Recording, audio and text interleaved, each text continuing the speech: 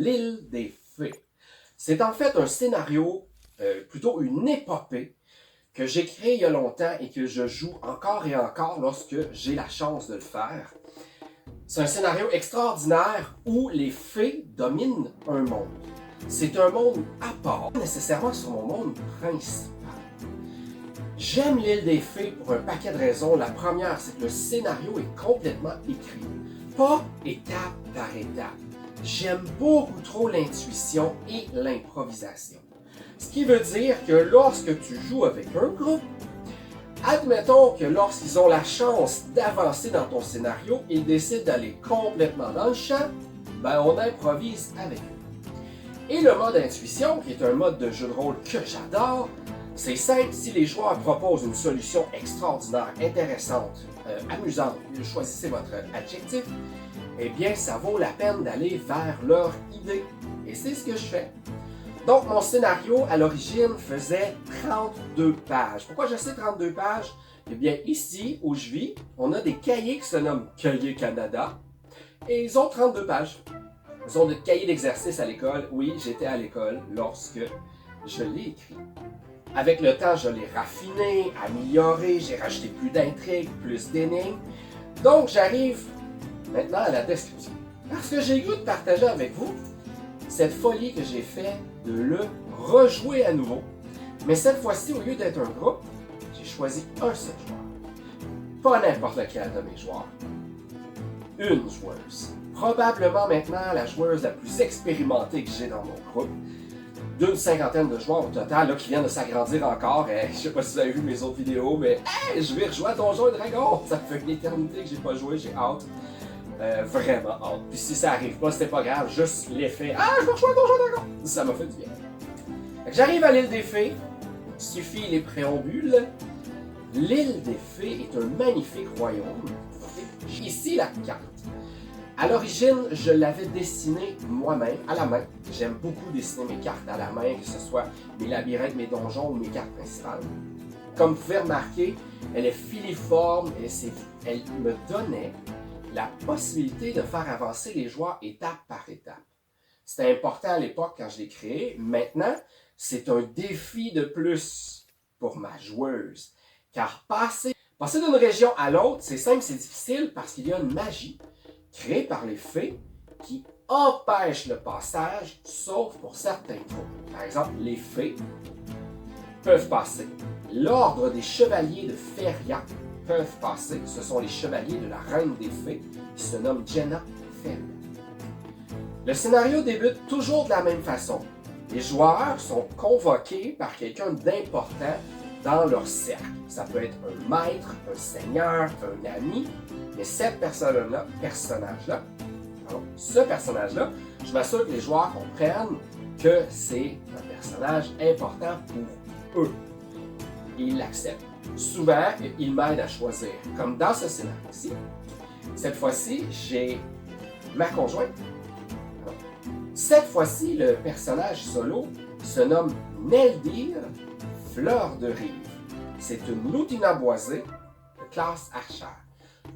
Lutina boisée, c'est le nom féerique pour lutin des bois. Dans Destin Inconnu, le jeu que j'ai créé, les lutins des bois sont très petits, maximum 3 pieds, donc environ 80 cm. Et elle a choisi de jouer 62 cm. Très très petit. C'est l'idée de ces personnages-là et ils sont inspirés des lapins. Donc ils ont de magnifiques oreilles de lapin. Les joueurs peuvent ne pas en avoir ou plus petits. Leur peau habituellement elle est verte et leurs cheveux aussi dans des tons différents. Mais les joueurs ont beaucoup d'options et elle a décidé d'y aller dans le classique. Les belles oreilles de lapin, la peau verte et les cheveux verts. J'étais vraiment content parce qu'en tant que créateur, ça me fait plaisir que les gens utilisent ce que j'ai créé. Mais j'aime aussi qu'ils apportent leur touche. L'île des Fées. J'en étais à la présentation du personnage Joie. C'est une fille, âme. Son personnage se nomme Neldir Fleur de Rive. C'est une lutina boisée de classe archère. J'ai mes notes de jeu ici. Qu'est-ce qu'un lutina boisé? Dans Destin Inconnu, le jeu que j'ai créé, ce sont des lutins des bois. Ma joueuse avait choisi d'être très petite, donc 2 pieds 3, 2 pieds 4. Et eux, ils ont la particularité de ressembler aux lapins. C'est l'idée derrière ces fées. Donc, ils ont de grandes oreilles magnifiques comme les lapins. Ils ont la peau verte et les cheveux verts. C'est une archère. C'est une lutin des bois du peuple fée. Comme j'expliquais un peu plus tôt, sur l'île des fées, on ne peut pas se promener d'une région à l'autre sans avoir l'autorisation magique. Il y a vraiment des barrières très puissantes. Et sérieusement, même un magicien de très haut niveau aurait de la difficulté à passer au travers. Il y a donc les marchands et les chevaliers de Feria. Je reviendrai plus tard cette info. L'histoire débute ainsi. Eldir, Fleur de Rive, l'utinaboisée archère, et sa meilleure amie, la maîtresse enchanteresse, Uliel. Ouais. C'est une lutin des bois elle aussi, mais elle est de la classe enchanteresse. Dans le destin inconnu, les enchanteurs et enchanteresses sont différents. Premièrement, ils sont liés aux dragons. Donc, si les dragons venaient à disparaître, leur magie aussi. Donc, tous les dragons, que ce soit les dragons légendaires qui parlent et font de la magie, les dragons, cette magie-là disparaîtrait. Pourquoi? Parce que les enchanteurs dans le destin, ce sont des protecteurs et des alliés des dragons. Les dragons ont beau être très puissants, ils sont chassés pour chasser et exterminés par à peu près tout le monde. Pour un paquet de raisons, dont la plus importante, leurs écailles, leurs dents et leur ossature, et parce que c'est aussi des ingrédients magiques rares et précieux pour beaucoup de mages. Les nécromanciens en particulier, les magiciens noirs et les joueurs. Donc c'est une enchanteresse. C'est sa meilleure amie.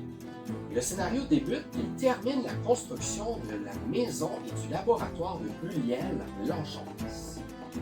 Neldir est quand même forte pour une lutin des bois. Elle a 12 de force, une possibilité de 18.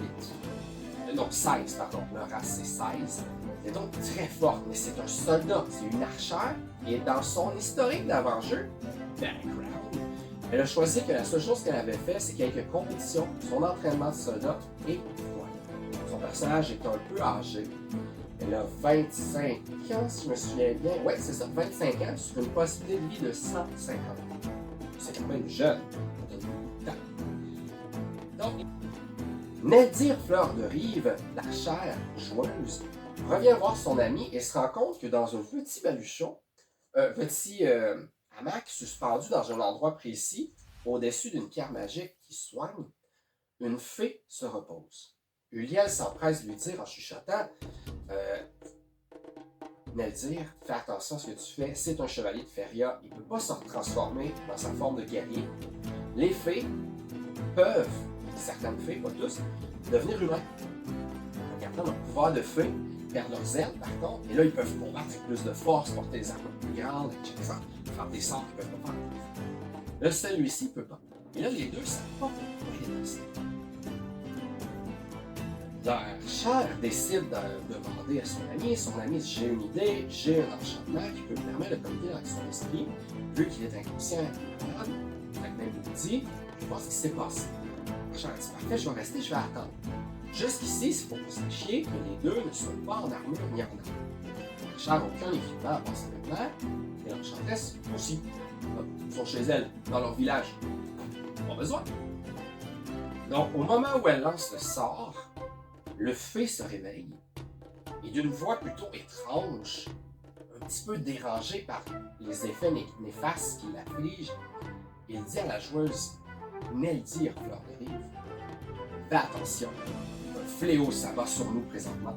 J'ai eu à combattre un dévoreur de feu, un être d'une force inouïe.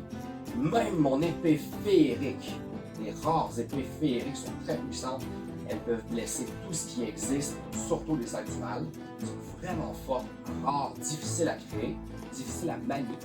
Lui en a une, il indique la joueuse. J'ai juste réussi à me blesser, je ne suis pas certain de la monture. Et mon combat a fait en sorte que j'ai pas réussi à transformer mon armure et mon équipement. Il est resté là-bas sous sa forme humaine, grande.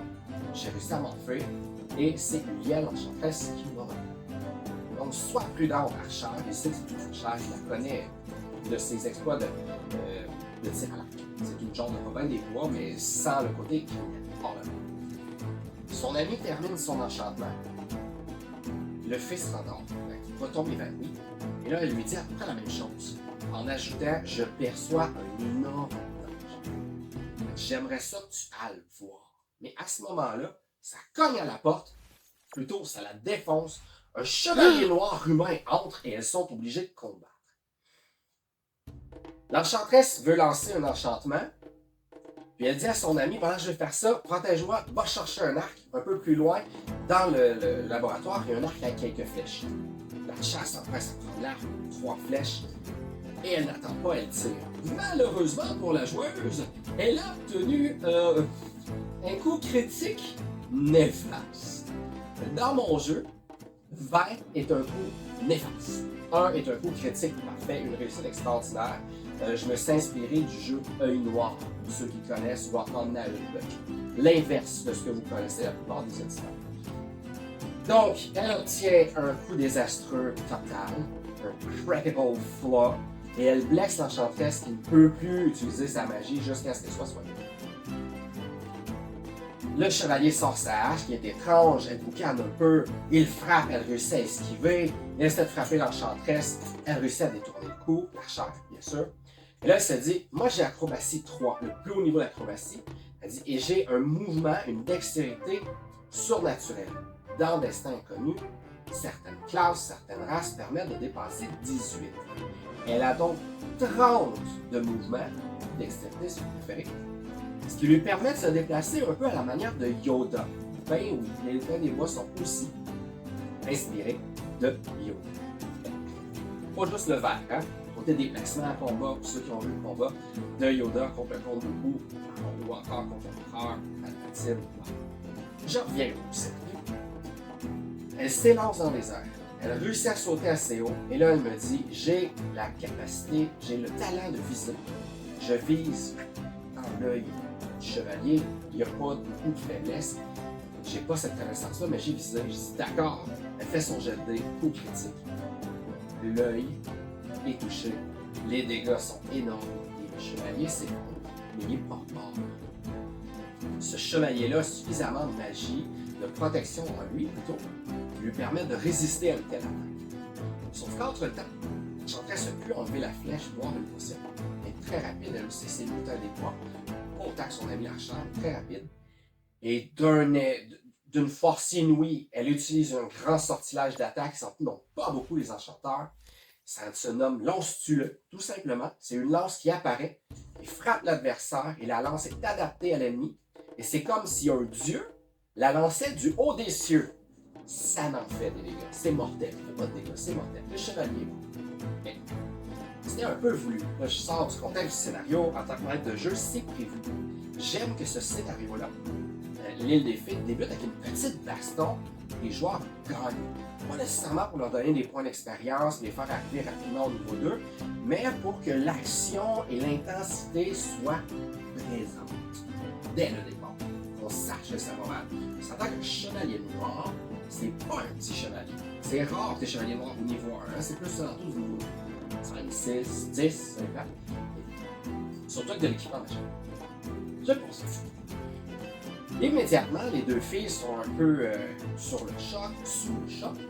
Elles observent un peu, et là, tout de suite, l'archer se dit « Hey, la hache m'intéresse, c'est dans mes maniements d'armes. » Est-ce que c'était voulu? Non. Mon chevalier noir avait vraiment une hache, et elle a choisi hache sans savoir. Donc, magnifique. Mais vu qu'elle est toute petite, et que l'humain fait 5 pieds 3, ça fonctionne pas, la hache est trop grande pour l'utiliser à 2 mains avec un petit malus. Puis en même temps, elle est magique, donc elle laisse son amie, l'enchanteresse, la vérifier. Elle lui demande est-ce que tu peux vérifier, je veux voir si je peux l'utiliser. L'enchanteresse a dit oui, continue à fouiller le cadavre, mais s'il te plaît, cherche des indices, ne touche rien. L'enchanteresse commence ça, elle découvre une potion. Et Neldir, la chère joueuse, découvre une potion, la met de côté, l'enchanteresse se permet, elle dit la hache n'est pas dangereuse, oui, il y a de la magie, c'est juste de la fumée.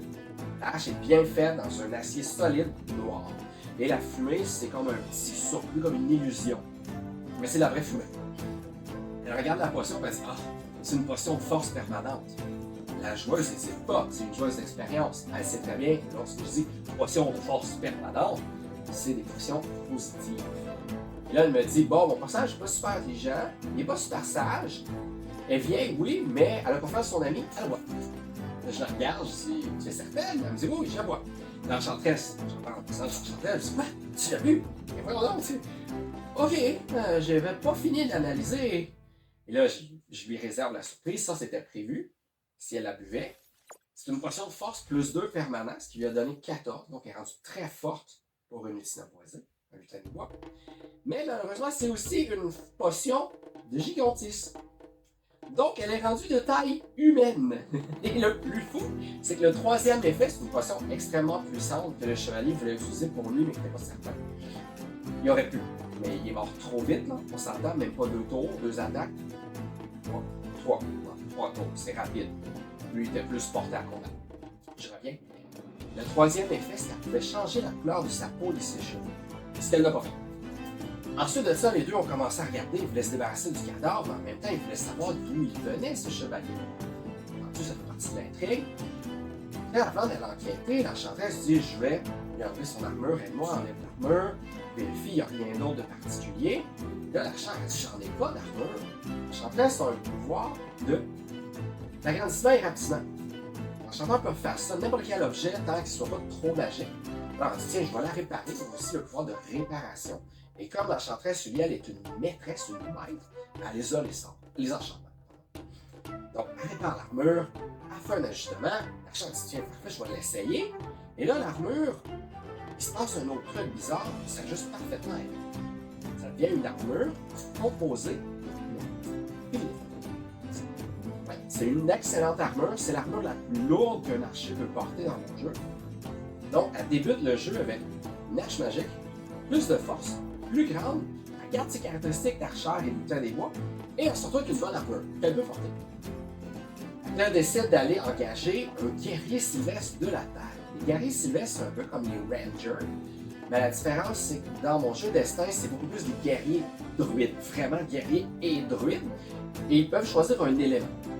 Donc, le guerrier sylvestre de la Terre est fort sur la Terre, un excellent pisteur, un traqueur, à l'engage, accepte d'y aller gratuitement. Les guerriers sylvestres, habituellement, mais c'était des amis. Ils se connaissent un peu. Ils s'en vont ensemble, remontent la piste, découvrent une chaloupe sur le bord du fleuve qui a à 3 heures de marche. Eux, ils marchent très vite. Okay? En une journée, elle fait autant qu'un cheval, sans se fatiguer. Donc, vous voyez à quelle vitesse ils vont. Il y a un cheval qui va vite, pas un gros cheval qui fait 50 km par jour. Un coursier, fait 100 ou 120 km, même chose que les guerriers sylvestres. Ils arrivent là, ne trouvent rien au premier abord, mais ils voient les signes d'un combat, et puis soudain, ils voient arriver un Choum. Okay, un Choum, c'est une créature que j'ai créée, je me suis inspiré des orques, mais je les ai vus plus grands, plus costauds, un peu moins stupides. Je leur ai mis des épaules, c'est un exosquelette, pratiquement impossible à détruire. Ils sont insensibles à la douleur, ce sont de bons guerriers puissants. Et là, en plus, attaché après le Choum, il y a un mort. Il y a plusieurs chaînes sur le Choum qui vont jusqu'à un mort qui le traîne. Il n'est pas très rapide. Grâce à ça, l'archer réussit à le combattre avec sa hache. Elle n'a pas d'arc. L'enchantresse n'en avait pas d'autre à lui donner. Elle commence à combattre, elle fait ça va pas bien. Le guerrier sylvestre se sauve, mais c'était une ruse. Les personnages dont je font ça parfois. Et puis il réussit à lancer un sort qui blesse le Choum, puis elle réussit à le frapper avec sa hache. Il fait beaucoup de dégâts et le tue. Un beau combat, ça aurait pu être très long. La fuite est envisageable aussi. Mais en même temps, ça libère le mort, qui était l'ennemi que le chevalier de Feria, le fée, avait combattu. Il se régénère, à l'exception de la blessure de l'épée du chevalier de Feria. Et là, immédiatement, le guerrier sylvestre et l'archer discutent avec lui, mais se voient très bien que c'est pas quelqu'un de fin. Et elle découvre qu'il vient d'un autre et qu'il n'est pas tout seul. Elle sait que l'île des fées est en dehors du monde de Pax. C'est un peu comme une dimension parallèle, mais en même temps c'est compliqué. Elle ne connaît pas tous les aboutissants, mais elle sait que ceci est possible. Et que si ce genre de personnage-là est là, ça va mal. Donc, elle décide de le combattre, ça va pas bien. Le guerrier sylvestre fait une nouvelle attaque, qui est une attaque qui transforme un ennemi en pierre, et ça réussit. Donc l'ennemi est vaincu. Un brouillard s'élève. Ils ont tout de suite l'impression que c'est une contre-mesure ou encore l'ultime ennemi qui n'est pas fusible. Et là, ils se mettent à fouiller et le troisième protagoniste, troisième assaillant, sort, les attaque, ils réussissent à le vaincre sans être blessés. Ils ont vaincu les trois ennemis qui avaient débarqué tout près de leur village. Et ils se rendent compte tous les deux que ce sont des éclaireurs. Autant le Cho que l'être étrange qui vient d'un autre monde et l'humain qu'ils ont combattu. Ce sont des éclaireurs. Et là, en fouillant, ils se rendent vite compte qu'une armée pourrait arriver. Un bataillon, quelque chose comme ça. Leur village, oui, il y a des archers, oui, il y a des chasseurs, une guilde de chasseurs de monstres, il y a des charismesques, il y a des druides, il y a l'enchanteresse, il y a même un sylvanestrien. Ce sont des arbres qui parlent, qui sont vivants, un peu à la manière des ents, mais plus mobiles. Plus mobiles. Je me suis inspiré effectivement des ents. Et là, dans le brouillard, ils entendent la voix d'une fée de l'air qui leur demande carrément de les aider. Aidez-moi, je suis prisonnière, je ne sais pas, je suis. Les deux personnages commencent à chercher. La joueuse trouve dans le bateau une grosse amphore avec des runes. Imagine, elle ne sait pas ce que c'est, demande au guerrier Sylvestre. Heureusement, lui sait ce que c'est. Elle lui dit qu'il faut juste le casser, ça va la libérer, il n'y a pas de danger. Elle dit, mais moi, je suis pas assez fort. Elle est rendue à 14 de force. C'est élevé, surtout pour un lutin des bois. Le cancel réussi, libère, et la fée, avant de se faire libérer, elle leur avait dit, si vous me libérez, je vais vous exaucer un vœu du jeu. La fée apparaît, elle les remercie, le lutin des bois, guérit Sylvestre la tête heureux, et lui demande sans hésiter, fée de l'air, toi qui es presque un dieu, est-ce que tu pourrais, je voudrais apprendre la magie de l'air, que tu es. Et là, il y a un beau petit sourire en guerre, il dit, ben oui, fais juste à l'heure. Voilà, j'ai exaucé ton vœu. Et là, Gary Sylvestre se souvient, ah ben oui, c'est vrai, ces fées-là sont effectivement presque des dieux. Et ils ont tendance, lorsqu'ils doivent s'impliquer dans quelque chose, à chercher la petite ouverture, hein? La sortie de secours. Ils n'aiment pas ça, ils n'aiment pas. Il indique tout de suite à la joueuse, Neldir, fleur de livre, réfléchit. Et là, j'ai été agréable. Elle me dit, je souhaite obtenir une arc magique qui pourra m'aider avec les problèmes actuels dans le temps long. Insiste. Je réfléchis, est-ce que la fée de l'air peut contrer son idée? Oui. J'avais quelques idées, mais c'était faible. Alors je me suis dit non. Là, voilà l'improvisation. Voilà l'intuition. La joueuse m'a fait une belle proposition. Je me suis dit oui. Donc, la fée de l'air lui dit oui. Parfait, je vais t'aider à trouver un arc. Embarque dans la chaloupe et rame jusqu'au milieu du fleuve. Et là, je t'ouvrirai la porte. Et ce sera à toi de jouer pour avoir l'arc. La joueuse n'hésite pas à dire au guerrier Sylvestre, va au village, préviens-les. Je reviens. C'est à ce moment que nous avons arrêté la partie. Je vous reviendrai avec la deuxième rencontre dans le prochain scénario de l'île des fées